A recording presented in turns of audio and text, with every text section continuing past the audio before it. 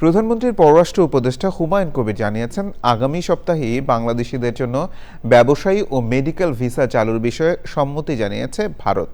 সচিবালয়ে প্রধানমন্ত্রী তারেক রহমানের সঙ্গে বৈঠকের পর সাংবাদিকদের তিনি বলেন, আইনি প্রক্রিয়ায় শেখ হাসিনাকে দেশে ফিরিয়ে আনার ব্যাপারেও কথা হয়েছে। প্রধানমন্ত্রীর উপদেষ্টা মাহাদি আমিন বলেন, কৃষক কার্ড কর্মসূচির উদ্বোধন করে তিনি নতুন বছরে নবদিগন্তের সূচনা করবেন প্রধানমন্ত্রী তারেক রহমান। রাহুল রায়ের রিপোর্ট। অন্যদিনের মতোই সকাল ৯টার পরপর সচিবালয়ে আসেন প্রধানমন্ত্রী তারেক রহমান। দিনের শুরুতেই প্রধানমন্ত্রীর সঙ্গে সাক্ষাৎ করেন টেলিনর গ্রুপের প্রধান নির্বাহী কর্মকর্তা বেনডিক্টে সিলফ্রেড ফাসমার।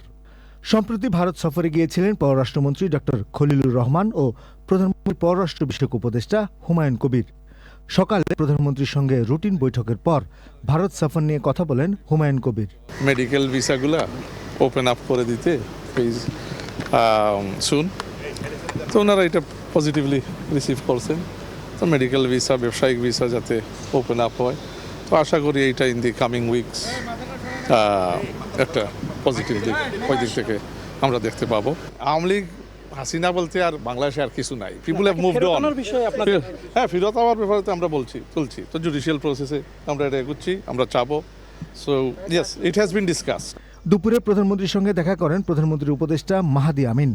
পরে তিনিও কথা বলেন সাংবাদিকদের সঙ্গে। আজকের বাংলাদেশেও প্রান্তিক, মধ্যম, মাঝারি, ক্ষুদ্র, বৃহৎ মিলে প্রায় ৩ কোটি মানুষ আছেন যারা সরাসরি কৃষিকাজের সাথে সম্পৃক্ত। পহেলা বৈশাখে বাংলা নববর্ষের এই গুরুত্বপূর্ণ সন্ধিক্ষণে ইনশাল্লাহ কৃষক কার্ড যেভাবে শুরু হচ্ছে, তার মাধ্যমে বাংলাদেশে একটি নতুন পথযাত্রা শুরু হচ্ছে, যেখানে আমাদের মাননীয় প্রধানমন্ত্রীর দীর্ঘদিন ধরে গৃহীত যে কর্মসূচিগুলো রয়েছে, যেগুলো তিনি সবসময় বিভিন্ন বক্তব্যে উপস্থাপন করেছিলেন, সেটিরই ধারাবাহিক বাস্তবায়নের একটি গুরুত্বপূর্ণ অধ্যায়। আপনার সবাই কৃষি ও কৃষিজাত শিল্পায়নে বিনিয়োগকারীদের সঙ্গে মতবিনিময় করেছেন প্রধানমন্ত্রী তারেক রহমান।